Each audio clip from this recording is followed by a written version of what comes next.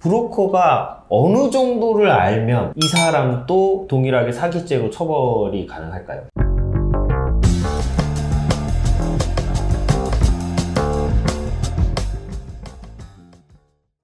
네, 오늘은 브로커를 통한 사기 범죄에 대해서 한번 알아보도록 하겠습니다. 일반적으로 돈을 건네줬다, 그런데 받지 못했다, 이러면 나는 사기를 당했다라고 많은 분들이 생각하시는 것 같아요. 그렇죠. 근데 내가 직접 전달해준 게 아니라 누군가의 소개를 받아서 돈을 줬어요. 네. 그게 친구든 친척이든 가족이든 어디서 알게 된 사람이든 이런 브로커를 통해서 사기 피해를 입은 경우에는 일반적인 사기 범죄와는 조금 다른 것 같아요. 그렇죠. 어떤 면이 좀 다른 게 있을까요? 일단 기본적으로 난이도가 올라가죠. 아주 어려워져요. 브로커 사실 사기의 온상이잖아요. 맞아요. 여기가요. 네. 사기꾼들이 많아요. 그래서 브로커들이 중개 행위를 하는데 정상적인 중개 행위를 하는 경우도 있지만 여기서 중간에서 사기를 치는 경우도 있고요. 그다음에 돈을 횡령을 하는 경우도 있습니다. 많이 있더라고요. 네, 많아요. 그렇기 때문에 돈을 주고 나면 그 다음 단계에 어떤 일이 벌어졌는지 피해자들은 알기 어렵기 때문에 사건 난이도가 굉장히 좀 올라가고요. 그리고 경우에 따라서는 브로커들이 나도 피해자입니다.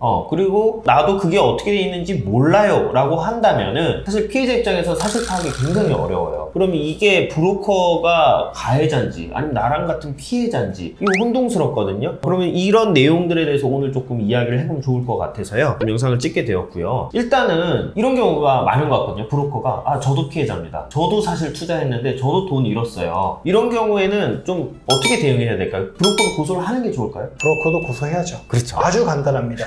왜냐면요, 브로커를 고소하기 전까지는요, 네. 브로커의 말이 진짜인지 가짜인지 알 수가 없어요. 맞아요. 경우에 따라서는요, 브로커들이 이렇게 선수 치는 경우도 있어요. 나도 속았어. 그러면서 내가 먼저 고소할게. 그러면서 변호사 비용 주면은 그렇죠. 이렇게 또 한 번 재탕해서 또 사기치는 경우들이 있는데. 저 그때 좀 뭐 약간 번외 얘기인데 네. 그 의뢰인으로 브로커 분이 왔어요. 그러면서 제가 봤을 때 이분 알았어요, 사기치는 거.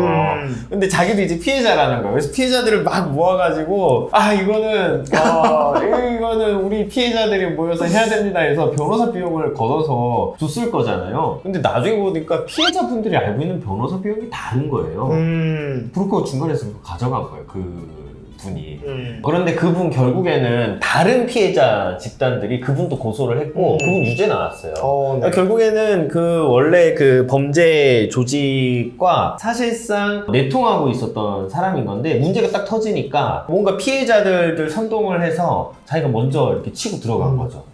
그런 경우입니다. 네. 근데 사실 용성우 변호사님이 이야기한 것처럼 고소를 하면 되는 건데 이게 브로커 이분들이 사실상 좀 뭔가 실제 상황에서는 리더처럼 행동을 하고 그렇다 보니까 좀 사실 이렇게 동지애 같은 게 발생하는지 고소하기가 쉽지 않은 거예요. 그리고 브로커를 끼인 사기 사건에서 어려운 거는 피해자는 사실 어떤 사기 이제 본범이라고 할게요. 그렇죠. 이 사람들이 구체적으로 무슨 말을 했는지 직접 들은 적이 없어요. 그렇죠. 얘네가 실체가 있는지도 모르겠고 뭐 하는 애들인지도 모르겠고 맞아요. 그냥 브로커가 하는 말을 전달받아서만 알고 있는 거기 때문에 브로커를 빼고 내가 혼자 뭔가를 하자니 나는 얘네가 누군지도 모르고 정보가 너무 없어요. 그러니까 고소를 할 때도 계속 브로커의 도움을 받아야 되다 보니까 어떤 그런 어려움들이 확실히 존재하긴 하는 것 같아요. 일단은 고소의 상대방으로 넣고 그리고 어쨌든 수사가 시작이 되면은 실체적인 진실은 수사기관이 또 상당 부분 파악을 하니까요. 거기에 맞춰서 움직이면은 되기 때문에 일단 고소하는 행위 자체에 대해서는 좀 두려움을 갖지 않으셔도 될 것 같습니다. 저 최근에 했던 사건인데요. 지금 진행 중인 사건인데 그 피해자가 직장 동료인 브로커로부터 어떤 조합에 투자를 하면은 아주 큰 이득을 볼 수 있다라고 해서 3년 동안 16억을 투자를 했거든요.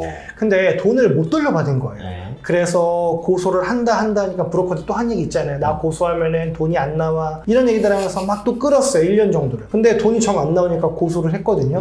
고소하고 나니까 경찰에서 하는 말이 그런 조합의 실체 자체가 없었던 거예요. 그냥 아예 존재하지 않는. 그냥 아예 존재하지 않는. 어떤 사업을 한다, 누가 무슨 어떤 조직이 어떻게 갖춰져 있다, 전부 다 거짓말이었던 뭐 그런 사건들도 있었습니다. 그러면 좀 약간 궁금한 게요. 실제 본범이 있어요. 그리고 브로커가 뭐 어떤 투자금을 유치를 하는 그런 활동을 했던 뭐 어떤 역할을 했는데 여기가 사실상 사기 조직이었던 거죠. 브로커가 어느 정도를 알면 이 사람도 동일하게 사기죄로 처벌이 가능할까요? 저는 이런 상담 들어올 때요, 보이스피싱 현금 전달책 수거책 그렇죠. 얘기를 많이 합니다. 보이스피싱 현금 전달책 수거책들도요, 이 보이스피싱 본범에 대해서 알지 못해요. 그리고 그거에 대해서 사실 확정적인지, 이게 내가 하는 게 보이스피싱 현금 전달이구나 수거구나 라는 거를 정확히 알지 못하는 분들도 많아요. 알바천국이나 이런 데서 알바한다라고 해가지고 간 경우들이 있기 때문이지요. 한마디로 본범에 대해서 알지도 못하고 이게 보이스피싱이다라는 걸 확정적으로 인식하지도 못하지만 법원에서 대부분 유죄가 나오는 이유는 미필적으로나마 인식했다. 이게 진짜 그런 아르바이트나 정상적인 업무가 아닐 수도 있겠다라는 거를 아주 약하게나마 인식했을 수 있겠다. 사실 요거에 집중해가지고 유죄가 나오는 거거든요. 브로커들도 마찬가지라고 생각을 해요. 실제 본범들이 브로커한테 설명하는 거를 브로커가 전달만 한 경우를 하더라도 브로커가 저는 전달만 했어요 라고 하지만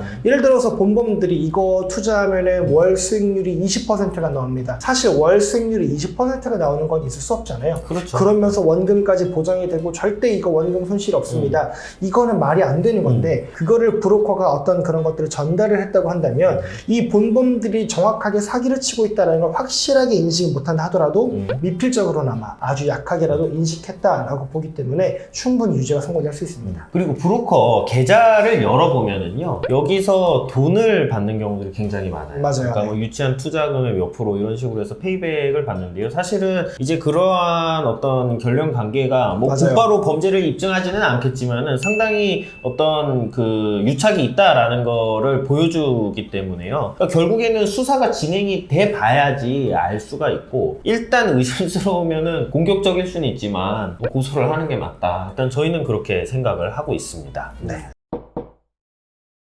네, 오늘은 브로커를 통한 사기 피해에 대해서만 알아봤습니다. 저희가 말씀드린 것과 같은 사안에 처해 있으시다고 한다면요, 연락 주시면 저희가 상담 도와드리도록 하겠습니다. 고맙습니다. 감사합니다.